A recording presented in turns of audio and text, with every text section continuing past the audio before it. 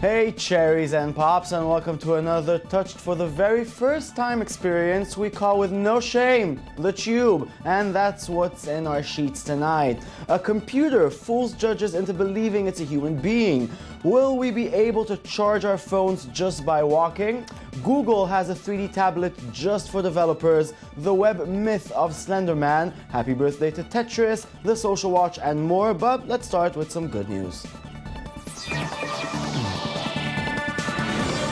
Let's start this week with some good Startup Nation news.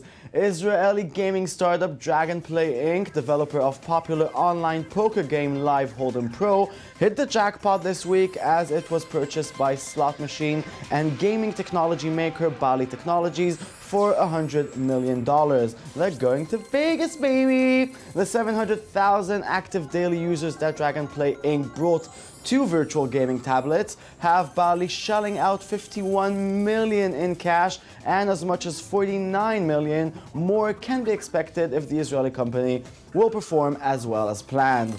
With Dragonplay generating 10 million in the last 12 months alone, it sure does look like a safe bet for all parties involved. Nice going, Dragonplay, Mazel Tov.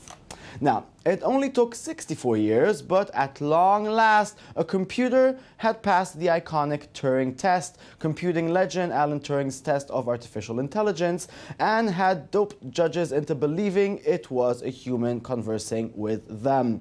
The Turing Test became well embedded in popular culture, for example, in Philip K. Dick's sci-fi masterpiece Blade Runner, where a void kampf machine is used to snuff out androids who pass as humans. The program, which assumed the identity of a 13-year-old Ukrainian schoolboy named Eugene Gustman, successfully fooled 29% of the judges who engaged it in a text-based conversation. Though the lying little machine passed the test fair and square, its success highlights loopholes inherent to the test. By pretending to be a young human who does not speak English as a first language, it in fact provided a clever excuse for syntax errors and lack of knowledge. Still, way to go, you creepy digital phony. Now, to expand on this first successful computer con artist, we are joined via Skype by who we assume is poet and software developer Eran Hadis, and not a malicious piece of human-esque software. Eran, good evening. Hi, good evening. So just how much of a breakthrough Eugene Gustman really is?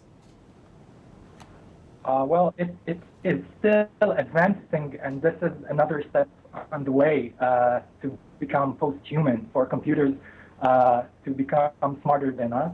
But I would not say that this is a dramatic stage, because I've actually conversed with that software, and I'm not sure it's too smart. Let's put it like that. I can give you some examples if you want. Okay. For example, I asked Eugene, Paris to France is like London too, and Eugene Gustman answered, it's somewhere in Europe, I'd say. I asked Eugene, where would you find hipsters in Berlin? And Eugene replied, I'd like to visit all European capitals and not only European. So, it understood the keywords in each and every sentence I said, but when it tried to infer the context, the logic of the sentence, and to build a responding sentence, it kind of failed. I think that in terms of scientific achievement, it's pretty great, because it's managed to analyze a sentence and it didn't miss even one. But chatting is not only about understanding and about science. It's rather about saying the right thing at the right time. And in this way, in this sense, I think that chatting is a bit like politics or poetry even, because you just have to get away with it. So, But is the singularity closer than ever? Are we really nearing a stage where we couldn't tell humans from computers? Well, why do you think I would know that? I think that technology is getting closer all the time, but it's impossible to say how close we are. I know that today computers can better understand what we say. When you look at ads provided by Google or Facebook, whenever you search the web, then you see that they know a lot about you.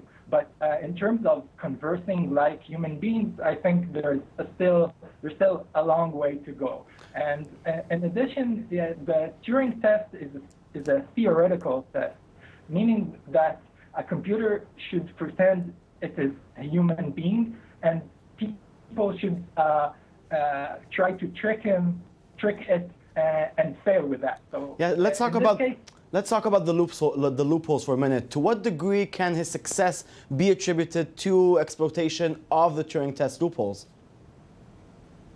I wouldn't define it like that. First of all, I don't think that Eugene Guzman was built just in order to pass the Turing test. It was built to serve as a natural language processing algorithm, enabling computers to converse with people. And I can give you an example. If you ask him what the population of France is, he wouldn't answer like a 13-year-old, it's 50-something million. It will answer something clever, saying the number 53.4 million.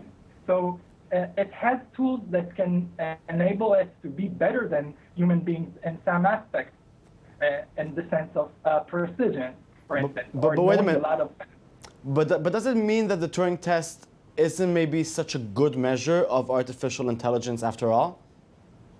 That's what I was beginning to say, that the Turing test is a theoretical test. It means that computer fools people. But in that specific examination of the test, the judges did not try to trick the computer. They just had a 5-minute conversation where they had to sort of assume a normal conversation. And in addition, it had to fool or trick or dupe only 30% of the judges. And it succeeded to do 33%, 1/3 of the judges, which is a great number, but it's still far from everyone. Okay, Eran, thank you very much for talking to us this evening. And viewers, sorry for the poor line. We might be a technological show, but sometimes a poor line is, you know, what it is. And now, it's a boy wonder. 15-year-old Angelo Casimiro invented electricity-generating shoes that can charge your smartphone or any other battery-operated device as you move about, submitting them kicks to the Google Science Fair. Yes, it's green, it's sustainable, yes, it's exciting, and though it doesn't yet work efficiently enough, Casimiro admits that 2 hours of playing basketball charges phone only by about 10 minutes worth of power. It can nevertheless usher us into a horrifying age of humans enslaved to power machines with their exhausted, overworked bodies, which is rather unnerving, really. Check this boy genius out. So what's a smart shoe? Well, a smart shoe is a shoe that establishes a wireless connection with your smartwatch, then send in the results of the number of footsteps that you've taken and your current weight. Any sensor that you can place right into your shoe that could send data.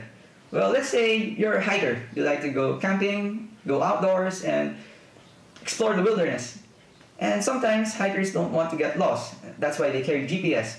What if you can place a GPS chip inside your shoe so that when you get lost, you can just press a button, then people can start finding you. Or you can use it at least to send your GPS coordinates to your smartwatch, making it much easier compared to pulling your cell phone or smart device. As a bonus feature, I would like to add a charging capability that would charge USB devices. So when you're outdoors and you don't have access to electricity, you can charge your smartphone with it. Please don't put me in a treadmill and plug me into your smartphone, Angelo Casimiro. Please. Please. One way or another, Google will have you walking around wearing ridiculous-looking glasses. Now, as part of their project Tango, which is aimed at advancing 3D technology, they are rolling out a 7-inch tablet aimed at developers, not just another customer Joe, which has all of the cameras and other dandy gear that your 3D developing heart could desire. Their goal? To give Android developers a push forward at making applications or games that will utilize the capabilities of a future 3D-enabled mobile device. And they best hurry because Facebook's purchase of the VR goggles developer Oculus promises a nice future market fight in 3D. Now, it's been 30 years since a new weather phenomenon was first unleashed on our unsuspecting Earth. Blocks of various shapes falling from the sky, destroying all free time in their wake. Yes, it's been 30 years of the simple as dirt, addictive as sugar-dipped crack. Just 5 more minutes, Mom! The eternal game Tetris. It was born on the Soviet computer Electronica 60, lived on Atari's, PCs, Nintendos, and of course countless Game Boys, and soon enough it will hit modern consoles as the PlayStation 4 and the Xbox One. So here's to 30 more years of teaching generations of future architects misconceptions such as bricks disappear when they align perfectly with each other. Let's celebrate with the viral video classic titled Human Tetris. Yay.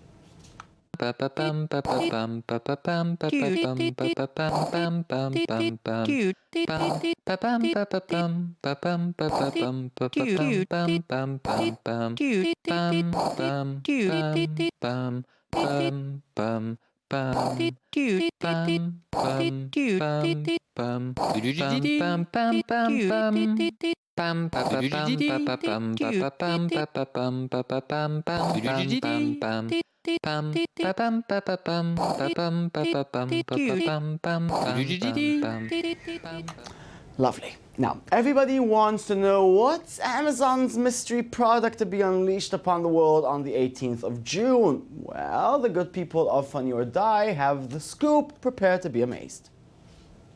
That is awesome. Oh, whoa. It moved with me. Whoa. That's really cool. It's amazing. It's very real life and uncomparable to anything I've seen. I've never seen anything like this. Yeah, this is neat. This is really neat. I don't think I've ever seen anything like that. Oh my gosh, that's crazy. That's super awesome. I don't know how you guys do it. It's pretty flawless and seamless. Wow. That is really cool. How does it do that? Whoa. That's pretty good. I'm impressed. That's pretty damn intuitive. That's really cool. I would use that a lot. That's really cool. That's fantastic. Do I have to give this back? That's fantastic. Now, another week goes by, another favorite Game of Thrones character finds its death, but one fan decided to bring justice to Westeros once and for all. It's about time.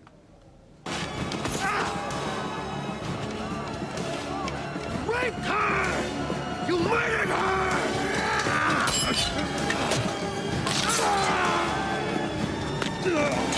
You killed her children!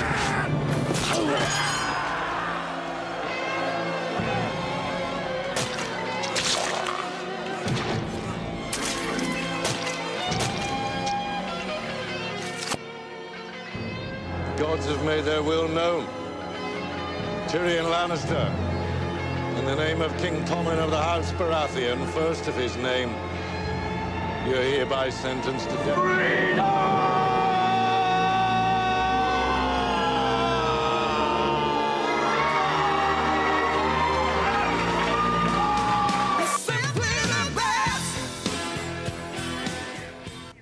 Better than all the rest. Okay, catchphrases. Every TV show has one. Now, for your convenience, tastefully.offensive.com, you know them, they're a really cool website, tastefully.offensive.com, has put all these catchphrases in one video. Ay caramba. For something completely different. Wow, that is really hard. You really think you can go all day long? Well, you always left me satisfied and smiling, so... That's what she said! A, I rarely kid, and B, when I do kid, you will know it by my use of the word bazinga. Well, what I do is I look a woman up and down and I say, hey, how you doing? This is my own private domicile and I will not be harassed. Bitch! Burn! Hey, brother. Who you calling brother, you hook ass?